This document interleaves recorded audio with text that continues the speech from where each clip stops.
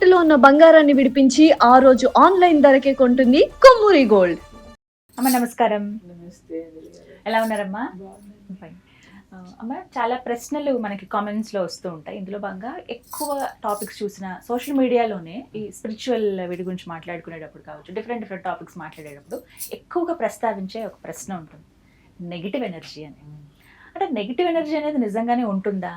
అది మనం కనుక్కోగలుగుతామా? లేకపోతే ఇదేమన్నా సైకలాజికల్ ఎఫెక్టా? ఏదో అనిపించేయటము, ఇక్కడ ఏదో ఉంది అని మన మనసుకు అప్పటికప్పుడు అనిపించడం, ఇలాంటి ఫీలింగా? అసలు ఈ సృష్టిలో నెగిటివ్ ఎనర్జీ అంటూ ఉందా?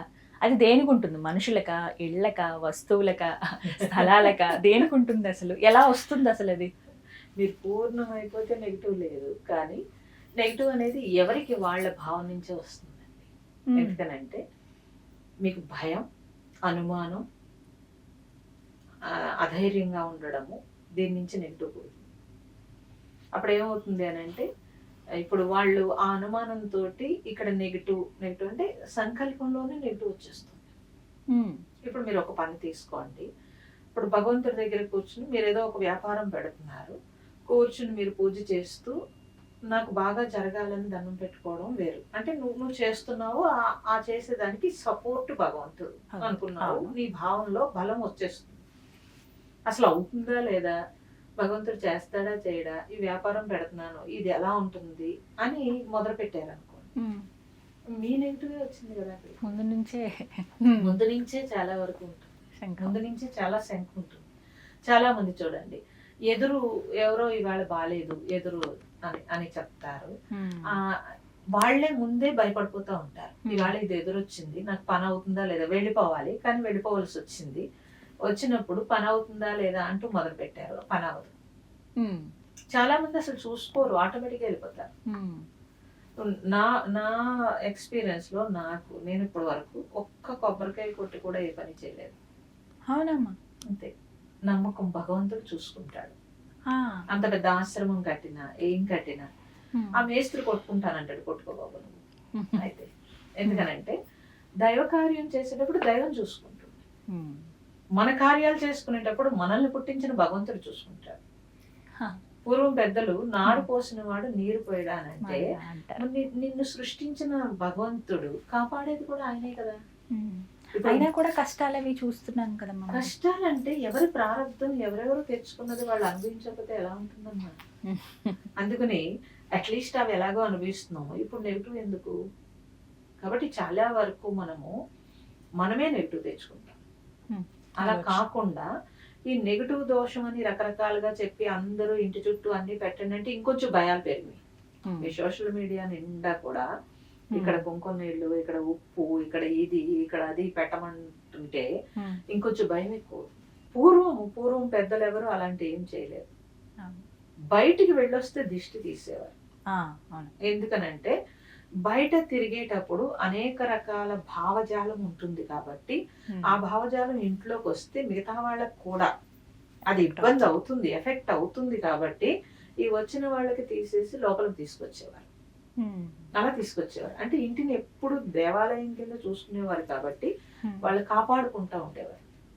సో మనము బయట అనేక రకాలైన ఫోర్సులు ఉంటాయి కాబట్టి రాగానే ముందు కాళ్ళు కడుక్కోవడము, స్నానం చేయటము చేస్తే కొంచెం ఫ్రెష్ అయిపోతే కనుక మీకు హాయిగా ఉంటుంది. ఒకటి, ఇంట్లో మనం ఎప్పుడైనా గొడవ పెట్టుకున్నప్పుడు, ఘర్షణ పడినప్పుడు మనం అరుస్తాము, గట్టిగా కేకలు వేస్తాము, ఆ వాతావరణంలో మన నుంచి వచ్చిన వేవ్సే ఉంటాయి. అందుకు రోజు పూజ లేదా జపము ఏదైనా చేసినప్పుడు ఆ మంత్ర శక్తితోటి ఆ ఇంటి వాతావరణం అంతా బాగుంటుంది. అది మెయింటైన్ చేసుకోవాలి, మనమే మెయింటైన్ చేసుకోవాలి. కాబట్టి నెగిటివ్ మన నుంచి ఎక్కువ రాకుండా మనం ఎక్కువగా పాజిటివ్ గా ఉంటే అంతా మేలే జరుగుతుంది. ఎవరికైనా సరే అనుమానము పెనుభూతము కదండి. భయం ఏదైతే ఉందో అది వాడికి అభయం రాదు. కాబట్టి ధైర్యం కావాలి. ధైర్య లక్ష్మి అని చెప్పారు. ఎందుకు చెప్పారు అంటే మనకి అష్టలక్ష్ములు అన్ని ధైర్యం కోసమే ఉన్నాయి చూడండి. కాబట్టి ఆ ధైర్యం అనేది మనం ఎక్కువగా పెంచుకుంటే మన నుంచి నెగిటివ్ రాకుండా మనతో పాటు అందరికీ కూడా పాజిటివ్ ఉంటుంది. అంటే ఇప్పుడు కొంతమందికి నెగిటివ్ ఎనర్జీ అనగానే ఇంట్లో ఇది ఉండడం వల్ల అనారోగ్యాలు పాలవుతున్నారని చెప్పి ఉన్నటువంటి పై స్థాయిలో ఉన్న వాళ్ళు కూడా కిందకి పడిపోయారని చెప్పి ఇలాంటివి వింటూ ఉంటాం కదమ్మా.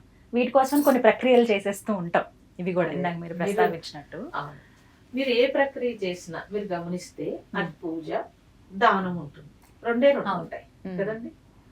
ఆ ప్రక్రియ చేసినప్పుడు మీ సంకల్పం, మీ భయం పోగొట్టడానికి ప్రక్రియలు పెట్టారు మన పెద్దలందరూ. ఎందుకనంటే ఈ పూజ చేశాను, ఇప్పుడు ఇదంతా పోయింది, పాజిటివ్ ఎనర్జీ. వాళ్ళందరూ మంచి తలుచుకుంటారు మిమ్మల్ని. ఫలానా వాళ్ళ వల్ల ఇప్పుడు మేము ఇది ఇచ్చారు, ఇది బాగుపడ్డాం, ఇది మేము తీసుకున్నాము అని మీకు బ్లెస్సింగ్స్ అనేది వాళ్ళ నుంచి అందుతాయి అంటారు. చాలా మంది ఆశ్చర్యపోతూ ఉంటారు, అయ్యో దానం ఇస్తే, వాళ్ళెవరికో దానం ఇస్తే మనకి మంచి జరగడం ఏంటి, అలా ఎలా జరుగుతుంది అని. ఎందుకు జరగదు? అవిస్ అంటాం. అందుకే అవిస్ వాళ్ళ సంతృప్తి. అంటే దానం అంటే మీరు ఎవరో డబ్బున్న వాళ్ళకి ఇవ్వమని నేను కాదు, ఎవరికి అవసరమో వాళ్ళకి ఆ దానం ఇచ్చారనుకోండి, వాళ్ళ అవసరంతో ఆతృతతో ఉన్నారు. ఆ ఆతృత వెంటనే సంతృప్తి వస్తుంది కదా, అది మరి మీరు బ్లెస్సింగే కదా. ఆ బ్లెస్సింగ్లు ఉండాలి మనకి. ఉంటే ఆ పాజిటివ్ ఎక్కువ పెరుగుతుంది. అందుకోసం మన పెద్దలు మనకి ఇన్ని రకాల నోములు, వ్రతాలు, పూజలు ఇవన్నీ ఎందుకు పెట్టారండి? ఇవన్నీ పెట్టి ఉన్నారు. ఇప్పుడు ఏంటంటే నేను నాది ఎక్కువైపోయి అవన్నీ తగ్గిపోతున్నాయి కాబట్టి కష్టంగా ఉంటుంది. ఇప్పుడు కనీసం మనిషి చనిపోయినప్పుడు కూడా దానాలు ఉంటాయి, మీరు గమనిస్తాను. మరి అప్పుడు ఆ సోల్ గెంటడానికే కదా ఇవన్నీ. కాబట్టి మనము ఇంట్లో వాళ్ళు చనిపోతే అసలు భయపడక్కర్లేదు, ఎలాంటి నెగిటివ్ రాదు, వాళ్ళే మనకు హాని చేయరు. బయట కూడా అంతే, ఎవరో మనకి తెలియనిది మనకేమి హాని జరగదు. మన భయమే మనం నెగిటివ్ కింద చేసి అది మిమ్మల్ని ఇంకొంచెం కంగారు పెడుతుంది. అది సమస్య. ఎవరికి వాళ్ళు పాజిటివ్ గా ఉండడం బెస్ట్. సో ఆ పాజిటివిటీ పెంచుకోవాలంటే ఎలా అమ్మా? అసలు తప్పనిసరిగా పాజిటివిటీ పెంచుకోవాలంటే మంచి పనులు చేయాలి, స్వార్థం లేకుండా, నేను కాకుండా కొద్దిగా. అంటే మంచి పనులు అంటే ఏవో చేసే అక్కర్లేదు. ఏ రోజు నేను ఆహారం తీసుకుంటున్నాను, కొంత ఆహారం ప్రాణులు పెట్టచ్చు. నేను వస్త్రం కట్టుకున్నాను, 10 ఉన్నాయి, ఒకటైనా దానం చేయొచ్చు కదండి.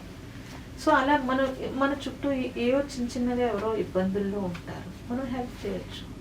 అది వాళ్ళ కోసం కాదు, మన కోసం. ఇవన్నీ చేయడం ద్వారా ఏమవుతుందంటే మనకి సంతృప్తి కలుగుతుంది. ఆ సంతృప్తిలో హాయిగా ప్రశాంతంగా నిద్రపోతారు, ఆరోగ్యం ఆటోమేటిక్గా వస్తుంది, సెట్ అయిపోతుంది ఆరోగ్యం.